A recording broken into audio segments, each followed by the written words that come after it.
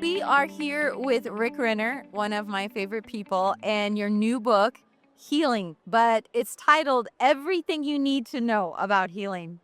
And it is an amazing, massive book. I think it's 736 pages. Something like that. Yes, I think it is amazing. So, why a book on healing?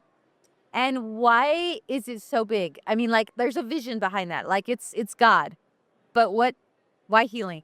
Well, first of all, I want to say I'm glad to be with you. Oh, thank you. I'm always glad to be with you. I love you. I love Mike. I love your family. Thank you. But Carrie, over the years, we've seen so many signs and wonders, healings. We've even seen the resurrection of the dead. Of course, Andrew's seen how many people raised from the Yeah. dead. Amen. I forget, but I a know, me too. number. I don't know how many anymore. But then we had some people die. Yeah. And people begin to say, wait, wait, wait. If Jesus really paid the price for our healing, Yeah.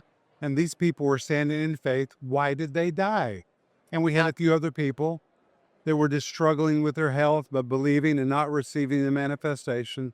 And I felt like that deserves an honest answer. Those are intelligent questions. Yeah. Those are sincere questions.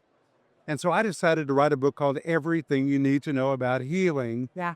And the reason I call it that is because there's a lot of things about healing that people never discuss. Yeah. They talk about how to be healed, but really, there's not a lot of books talking about why people are not healed.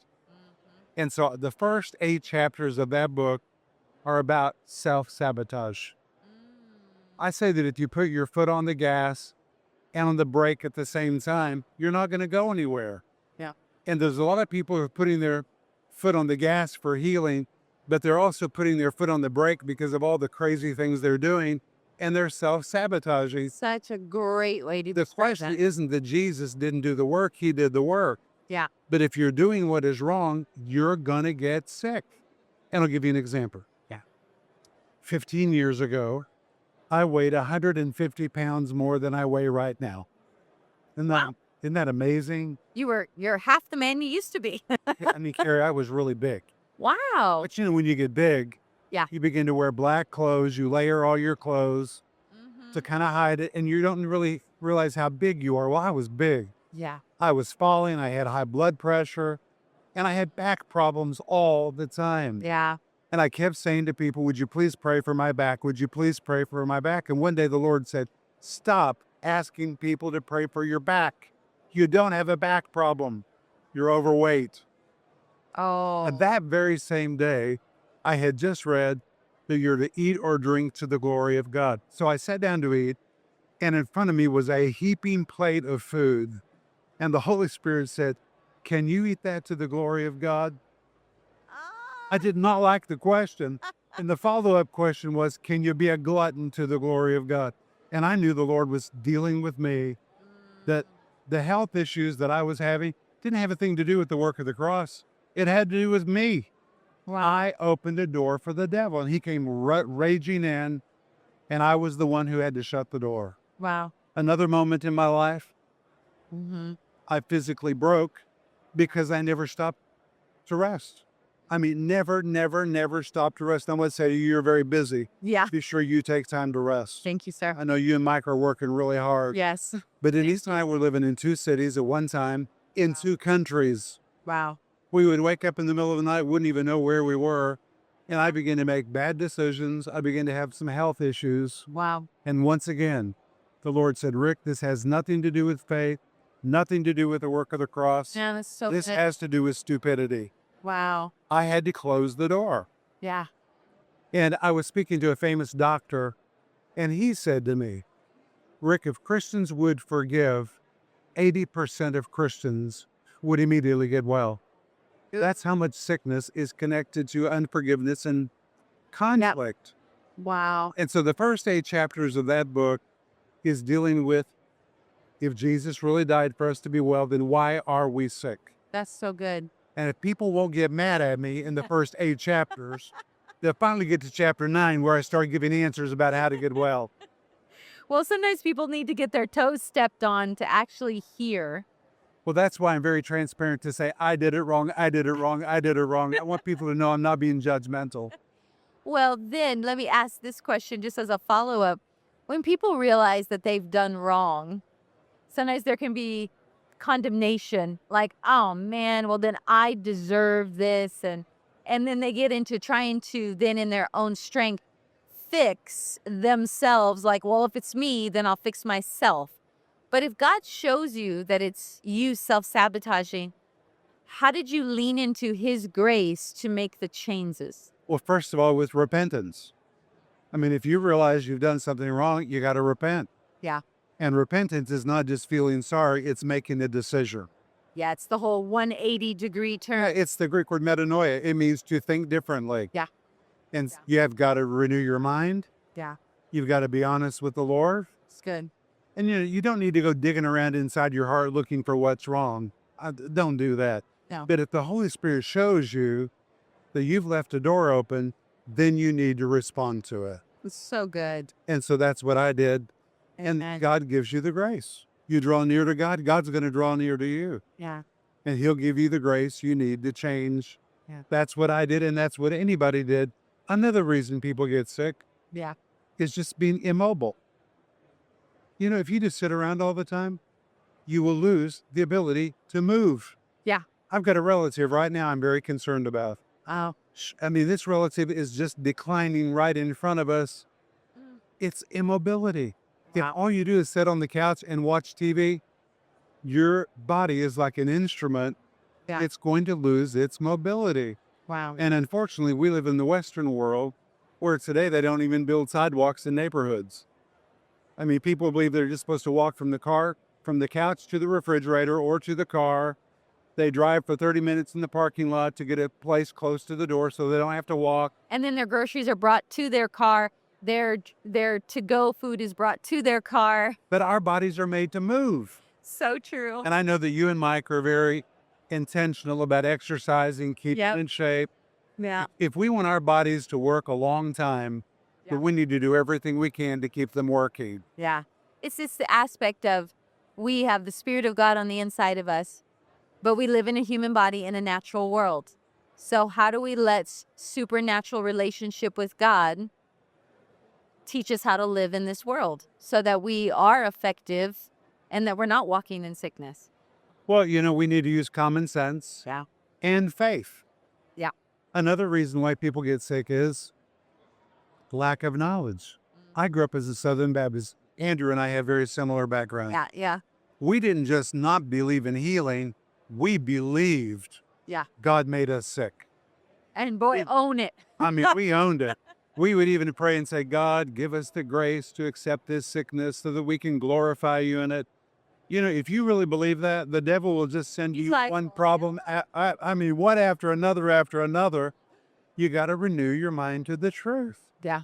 And that's why people need to read that book. They need to really understand what Jesus paid for on the cross. Isaiah 53:5, forgiveness of sin. He released us from guilt and shame. Yeah. He gave us peace of mind, and physically, with his stripes, we're healed. And that's not spiritual healing. Yeah. That's physical and mental healing. It belongs to us. Amen. Well, okay, so they get past the first 8 chapters. They've repented. They're making changes. What do the next chapters hold for them, and what does it release in their understanding? Well, chapter 9, I think, is the most important chapter in the book. We're going to pull it out and make it a separate book. And it's about redemption. What is redemption? Carrie, you will love it. And we dive into the meaning of the word redemption, Yeah. what it means to be redeemed. Chapter 10 is what did Jesus really pay for on the cross, according to Isaiah chapter 53, Yeah. verses 3 through 5. That is foundational to everything. It is. That you got to believe that. Mm. And then chapter 11 gets into 10 different ways to appropriate healing. Taking communion, getting your mouth and your heart into agreement, speaking the word, standing in faith, the gift of healing, the gift of the working of miracles, the laying on of hands, calling the elders of the church. I mean, there are so many different ways God has made the manifestation of healing available for us. Yeah. Amen. So in this book, they're learning these things. How important is it not only in receiving it, but being able to give it out? Because so many believers, they struggle with their own healing.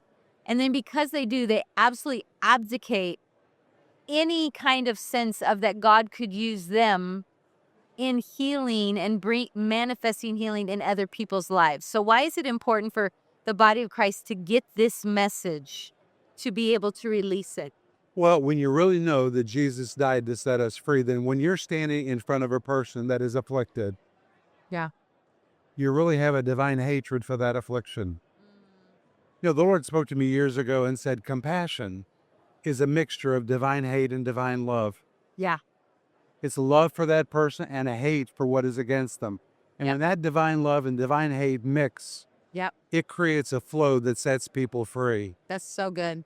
And when we stand in front of people knowing what the Bible says, Yeah. we want them to be well. Yeah. God wants people to be well. Yeah.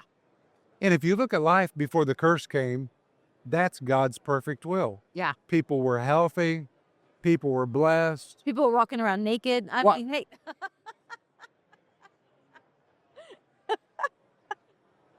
So when you look at what you're talking about, 9, 10, 11, 12, those chapters, it's so important because if a person realizes what God's done for them. Would you say that again? Yeah, I said when a person reads chapter 9, 10, 11, 12, and they realize what God has done in them and for them, and they receive it, it's like something happens in their authority. When then you look at not only your own body, you look at somebody else's and you're like, hey, this is no problem for God, because healing is so much about a revelation of God's love as well. It's like his love of the cross. And like you're saying, Isaiah 53, his love of the cross, what it enabled us to do. So then compassion, I love your definition, compassion. Hate and love mixed together, because you hate what the enemy's doing. And because you know God loves them so much, you know that is not a problem for God. So what have you seen when people get a hold of this message? How do they start operating in their authority differently? Well, the book just came out, but we're already getting a lot of responses. Good. People are just being set free in understanding Yeah. the truth. Yeah. Understanding the truth. So good. And another area where people need to understand the truth is about longevity. I'm 68 this year. Congratulations. I look at some of my friends my age, Yeah. and they're checking out on life. They're turning Wow. their ministries over to others.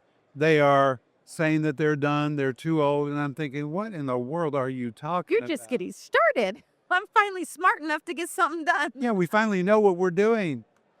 And you have to renew your mind to the fact that God wants to use the latter part of your life to Yeah. be the best part of your life. And the Bible is filled with examples of people who had longevity. Yeah. Now, you and Mike are young. Praise the Lord. Preach it, brother. Look what a future you have. By the time you get my age, your Wow. base is going to be so big and your ability will be enormous. And I just want to say to anybody watching online, don't check out because you're in your mid-60s. How silly. What are you going to do? Play golf for the rest of your life? Sit around and watch TV? These Yeah. should be the most productive years of your life. Amen. Now, let me ask you on this, because speaking of, because it's healing and longevity, my mom actually was telling me about a message she watched of yours, and she was talking about, Of mine? yeah, about the 50s, 60s, 70s, and 80s, and talking about you're actually in your 80s. It's your peak. It's your peak.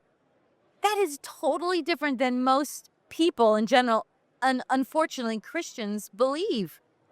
That is a phenomenal revelation. Why is it a peak? Well, if you look at all the research, people become heads of corporations in their early 70s. Think about that. Wow. Almost all popes are in their 70s or their 80s. Yeah. I mean, you just go through the whole long list. Presidents of countries. Yeah. They're in their 70s. Yeah. They're really at their peak. Now, if you've not used your mind and you've not taken care of yourself, you're going to get in trouble. Yeah. But if you're a person that has used your mind, science really proves your peak years for your mind are between 70 and 80. That's amazing. So I haven't even entered my peak yet. We're going to have like a 1,400-page book. I believe it.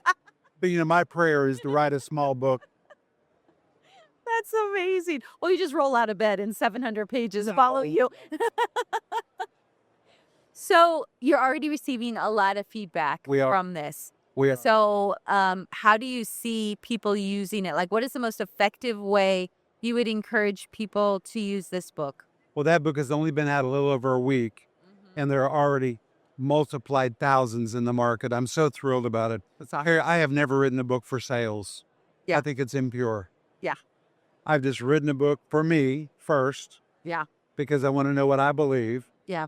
and then I want to share it with others. Amen. But the response so far has been that it's clearing up people's thinking. Amen. It's helping them to understand, you know what? There's a lot of sick people in the body of Christ. Yeah. There really are. And they just kind of succumb to the idea that, well, we know that Jesus died for that, but maybe we'll get it, maybe we won't. And they've kind of thrown in the towel. Yeah. And I think that this book is helping people pick the towel back up again So good. and say, I'm in this for the long haul. I'm not going to finish until I receive what Jesus died for me for. Do you feel, and we're kind of in our closing statements here, do you feel that sickness is one of the biggest tactics of the enemy in stealing people's purpose and calling? 100%. Sure. You know, when you don't feel good, You don't care. it's not enjoyable. Yeah. And if you've ever been sick, very rare that I ever get sick, but if I ever have something that affects me, I realize it really is a thief. Yeah. Sickness is a thief. It takes your Yeah. joy, it takes your strength, it takes your money, it takes your time, it steals your purpose. Yeah. It is really a thief. Yeah. Well, you know, if any thief came into your house, I'm sure Mike would grab anything he could get his hands on. Hey, this farm girl would go after it as well. I mean, you'd grab the pillow on the couch, you'd grab the local ball bat. I mean, anything you could get your hands on. And on the cover of that book, you see what's on the cover? A medicine, Yeah. emergency box, a Bible, scales, a measuring tape, and the cross. I say use every tool in the box. I mean, grab anything you can to resist sickness Yeah. because God did not make our bodies to be sick. That's good. And we've got to do everything we can to push it back across the line. Amen. But thank you Oh, for having me. Well, I believe that this book is not only going to set people free, they're going to walk in healing. They're going to be vessels and instruments of healing to others. But also, we're going to see people step into their God-given gifts and callings because sickness is not holding them back anymore. Amen. So thank you. Thank you so much for bringing this type of manual to the body of Christ to equip them. So you're such a blessing. And thank you for my first interview with Carrie Pickett. Thank you for being one person that I wanted to interview the very most. So I love you so much. Thank you. Thank you so much.